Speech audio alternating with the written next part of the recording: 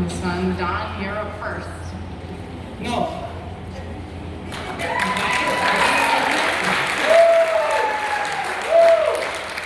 No, I have not accepted any PAC money or any money from any pharmaceutical companies. I have not accepted any PAC money. I have not accepted any money from pharmaceuticals. I have over 3,500 donors to my campaign. Those are all individual donors. You can go on my FEC report, look it up. It's all transparent. And I'm proud to say that's more donors than all of the campaigns combined. Very happy about that. Thank you.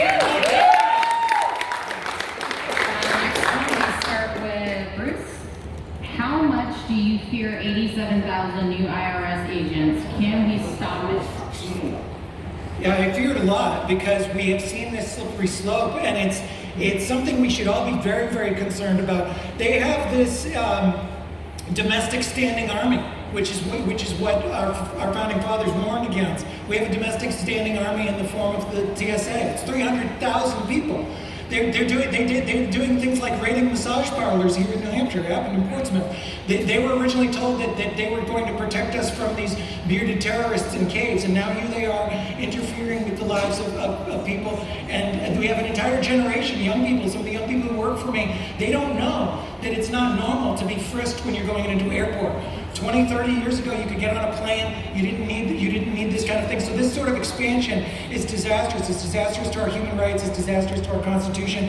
We should absolutely stop these IRS agents, and we should roll back the TSA and every other bloated, violent government agency.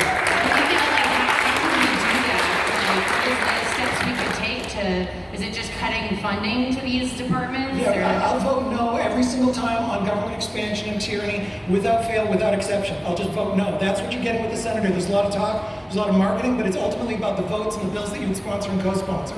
So I would vote no, absolutely, without exception. I'll never support government expansion or government tyranny, ever. Thank you. The only thing worse than 87,000 attorneys in a row would be 87,000 IRS agents in a row together. Look we saw this during the Tea Party days back in 2010. Who did they come and audit after all of those, all of those different rallies, right? The Obama administration targeted conservative groups, conservative individuals. And if you don't think they're gonna not do the same thing with these new agents, especially after, what happened last week, then you're not paying attention. That's exactly what's going to happen because they're weaponizing all of these departments to go after their political opponents right now. But here's the other thing.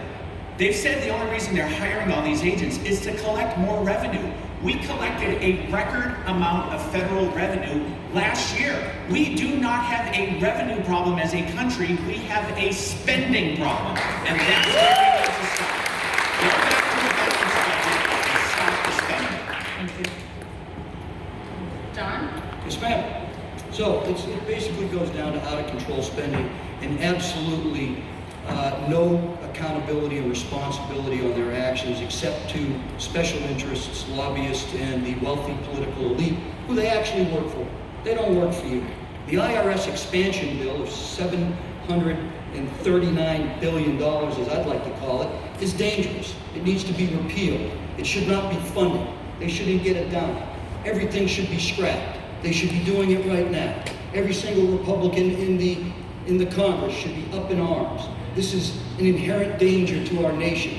They're arming the CID, their Criminal Investigation Division, with weapons to come against us, not unlike our federal, state, and local elected officials and appointed officials did to us during COVID. They violated our rights, every single one of them. They hurt our children. It's got to stop. We started with the group, right? So we're on the next question. This one says, would you support the repeal of the 17th Amendment to the U.S. Constitution, returning to the individual state legislatures the appointment of senators to represent them, and restoring the right of our sovereign states to participate in the federal government? We start with Kevin. Yeah, while that may sound like a good idea in the abstract, I think the genie's out of the bottle on this. And look, I trust the people to elect the right people to go to Washington. Even though, we may not always like who gets elected, I think we still need to trust the people, and that's where I would put my faith and confidence with them. I think if, frankly, we're going to put our time, effort, and energy into getting any amendment passed, it should be an amendment for term limits. An amendment for term limits of every person in Congress. I've taken the term limit pledge. I pledge to only do 2 terms if I'm fortunate enough to do so in the United States Senate. But we have people that have been down there for far too long in Congress on both sides of the aisle. Now, I started out by saying we need a new generation of conservative fighters and conservative leadership, and I very much believe that. Now, I believe in new ideas, fresh perspective, and turnover, rather than people staying down there, making a career out of it, and becoming part of the swamp. Thank you. Yes, I would support its repeal. And I do trust you. I trust you to elect the right representatives to our State House and the right governor so that they can make the right decision on what senator to send down to Washington, D.C. to work for you and not Washington, D.C. The genie's not out of the bottle. You can stuff that genie's head right back in there, throw his body in there, put the cap on it. It was and has created political, career, politicians, and all the corruption we see. And by trusting you to elect the right representatives, and then trusting them, your representatives, we will get the right senators down there to work for us. That's how it's supposed to be. And it worked until the 17th Amendment. And now, it's gone to hell in a handbag. Thank you. Thank you. Yes, I'd support it because it brings more power to the people. I believe the same Congress that passed that also passed the Federal Reserve and the taxation. So, I would be in favor of that. But the more important point is to put more power into the hands of the people. I'm a big believer in decentralization. I come from an industry where I think that that's the future. And one thing that's made me uncomfortable about running for office is sort of this focus on people. I believe that the next evolution in humanity and governance is talking more about ideas and less about people. And the ideas that we should hold dear are those about our core values of the Constitution, human rights, the Bill of Rights, and freedom.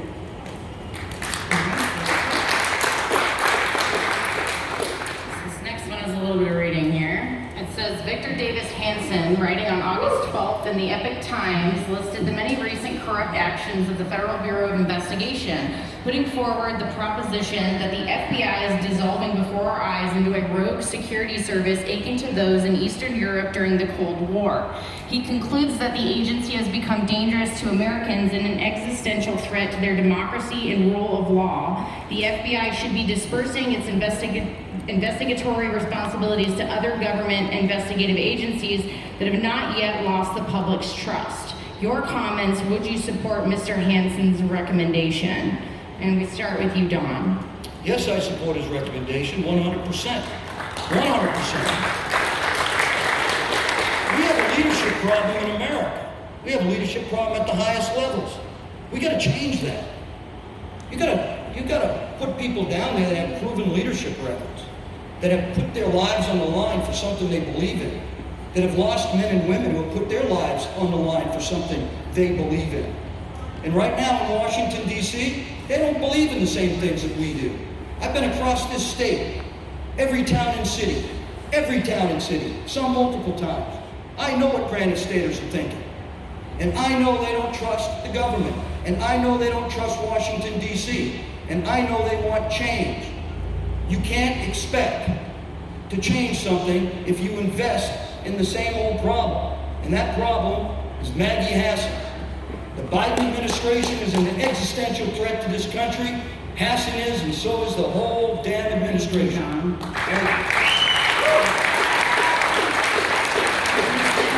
if it's kind of long, if you need me to rephrase, if not, go ahead. Yeah, you asked about FBI corrupt policies. Just yesterday, I posted on my Twitter, Bruce Fenton is the Twitter handle, a letter that the FBI This was revealed in the review, declassified information. The FBI wrote, they used to write these fake letters, hundreds and hundreds of them you can find online. Bureaucrats paid for with money that they stole from the people. They write these fake letters. They wrote a fake letter to Martin Luther King, and they shared some embarrassing personal audio tapes that they had recorded. And the letter was trying to get Martin Luther King to kill himself. And you know what he said when he saw it in the 50s? He said, oh, it's got to be the FBI. Sure enough, in the 70s, some patriots broke into an FBI office and grabbed classified information that proved that they knew this. And it's also in Hoover's file. So they've been harassing Martin Luther King, people on the left, people on the right, for far too long. I think we should abolish the FBI and replace it with nothing. I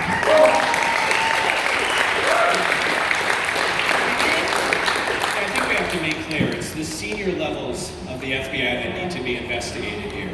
We do have fine, very good men and women agents at much lower levels that just want to do their job and don't want to work in a politicized agency. I think we have to be very careful about that. But look, Don's right.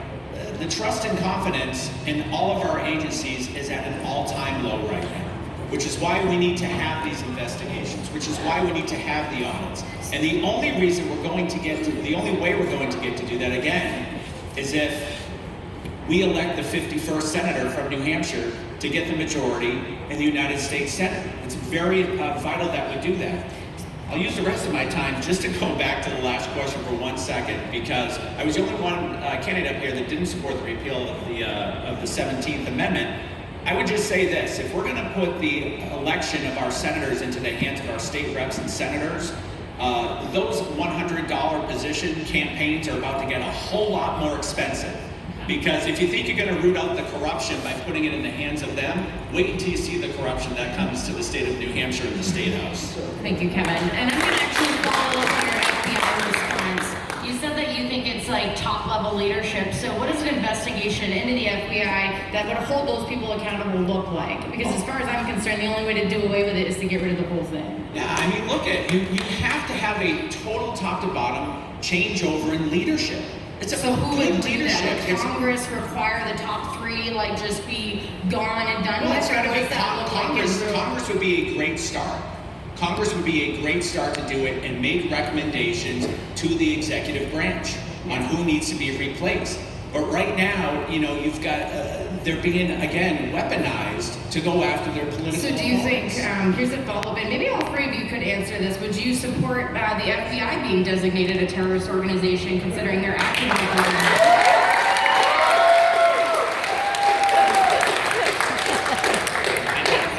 I don't, because I believe at its core, it's a good institution. And I believe that there, as I said, fine men and women in that institution who want to do their jobs, who do want to protect us. Look, I'm a big supporter of law enforcement. I always have been, whether it's local law enforcement, state, or federal. We have some bad actors right now in these agencies. And those bad actors need to be weeded out. They need to be investigated, and they need to be thrown out. But I don't think we have to get rid of the whole thing kit and caboodle. Same with you, though. Would you support classifying them as a domestic terrorist organization?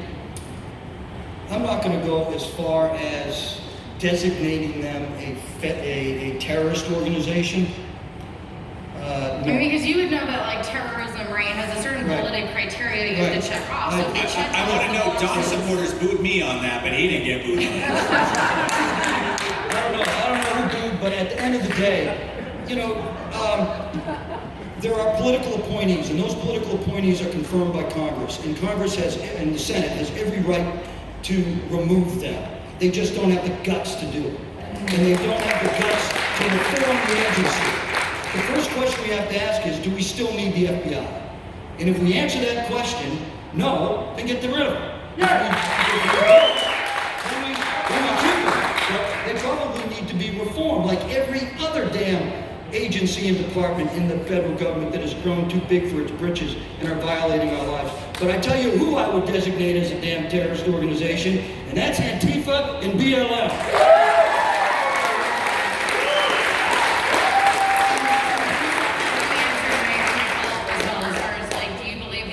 Behaving like a terrorist organization, would you designate them as that? Yeah, sure. Why not?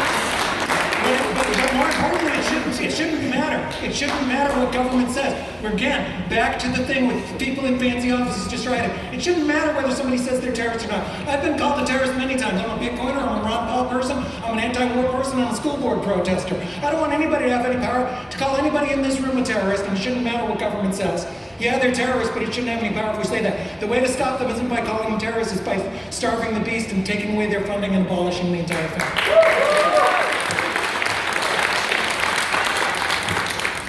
That was an important one because we all see what the FBI is doing, and including attacking journalists like Yeah, they're myself. not doing So, good things. if there are good FBI agents and you want to blow the whistle, I'm all ears. So I'm just gonna throw that out there to anyone watching. So here's another one that's sort of we're going on another one from the audience here. What can be done about the crime in cities in America, the rising crime? And I can't remember if we started with the last one. I got the last one. You did, so Don. Well, as a certified police officer in the state of New Hampshire, we have to trust our police. We have to back them up. We can't defund them. We can't paint them with one color brush just because one knucklehead does something bad. We need to take care of that knucklehead and make sure that he never wears a police uniform again. But unless we are going to get tough and empower our police, not to violate people's rights, but to protect us in our neighborhoods, in our communities, crime is going to go up. If we don't invest in community-based law enforcement programs, where communities have a word, where we bring churches and schools and organizations and people together to say hell no to gun violence in our communities, hell no to drugs in our communities, hell no to breaking windows and vandalism in our communities. If we don't start doing that on our own streets, we're not going to have a safe America. And that's what we need to do. Law enforcement shouldn't just be, and crime and protection shouldn't just be the law enforcement job, it's the community's job as well. Yeah, the best way to end crime, again, government is a problem with a lot of this. The failed welfare state that encourages people to be in poverty and joblessness is part of the fault of the government. The failed drug war, just as prohibition enabled Al Capone, prohibition today enables gang violence and a great deal of violence. If we end the failed drug war, we could focus on treatment of addicts rather than prosecution. We can end victimless crimes to allow police to focus on crimes that have actual victims. And most importantly, we can protect and defend the Second Amendment and empower people to protect themselves. Everybody should have the right to bear arms. Everybody should have the right to defend themselves against attackers. Nobody can do it. Government and another government is not here to save the day for you. Everybody should be empowered to help protect themselves.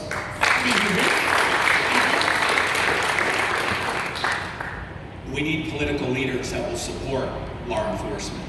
One of the great honors of my life over the last 8.5 years was working side by side with the local police and all of our local first responders, and having a great relationship with them and working with them to do what was best for the community to make sure everyone felt safe, but also felt like their tax dollars were effective and at work. Yeah, there are bad people from time to time in the agency, sure, and they need to be dealt with swiftly and appropriately. But when the left, again, puts out this message that we need to defund the police or that the police are bad, let me tell you, it gets harder and harder to recruit good men and women for these positions. I saw it firsthand in Londonderry. And to me, we need to defend these people and we need to back these people. And by the way, we are a nation of law and order. Groups shouldn't be allowed to occupy city blocks for months on end and call it their home. That's a failure of leadership right now. So it starts at the top. We need good leaders. Thank you, Kevin.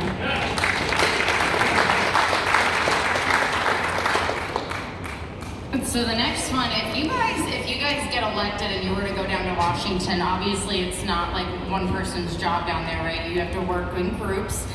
Who are some people that are currently serving in Washington that you would most like to work with? And we'll start with Bruce. So I'm all about liberty. I would like to work with anybody on either side of the aisle as long as they're interested in reducing the size of government and reducing government overreach and reducing taxes. That's very unlikely with most of the people on the left right now. but this is a 6-year term, and I believe that our country is headed towards great turmoil, the kind of turmoil that we've never seen before. We are in times of epic change, and I think that unfortunately we're going to be facing such serious issues and serious tyranny and serious geopolitical and economic issues that even some of my radical ideas of eliminating a whole bunch of departments will become more tenable to the other side. But in the meantime, I would work with anybody who wants to reduce government. Some of the people that come to mind are the typical champions of liberty that we've seen on the Senate side would be people like Rand Paul, other people who support things like the Second Amendment, Ted Cruz, and there's many people in Congress as well, like Thomas Massey and others. And so I'm all about liberty, and I'll work with anybody who's for the Constitution. Thank you, Bruce. Kevin, how about you? Yeah, this question comes up a lot because I think people want to know, well, if you go down there, who are you going to be aligning yourself with? Are you going to be a Mitt Romney guy or a Ron Johnson guy? And let me tell you, I'll be much more of a Ron Johnson guy. I certainly hope he wins his re-election as well. But I plan on working with senators on a variety of different issues. You know, Ronald Reagan's rule was your 80% friend is not your 20% enemy. And sometimes you have to coalition build in order to get the policy passed that you want to see be done. So on fiscal issues, budgetary issues, I'll be much more aligned with someone like Rand Paul in those particular areas. If it's military strategy, I like the way Senator Tom Cotton thinks on those particular issues. But there's other great folks too, Tim Scott, Mike Lee, all who bring a wealth of experience and knowledge to a number of different policy areas. And so I'm going to be looking to different people and align myself with different senators in order to, again, fix those problems. The American people are holding us accountable because they're tired of the rhetoric. They want action. Thank you, Kevin. My turn? Yes. Okay, Your turn. thank you very much. What an interesting question, right? What's important to me is freedom, justice, liberty, security.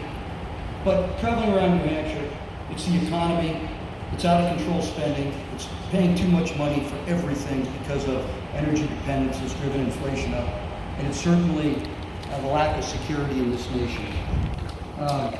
I have an American strength agenda that is closely nested to the American First agenda. And to be quite honest with you, I don't know any of these people. I have no clue who they are. I don't know who I'm aligning myself with, except you. I do know that much.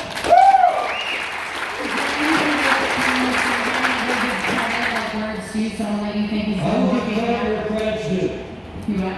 I will.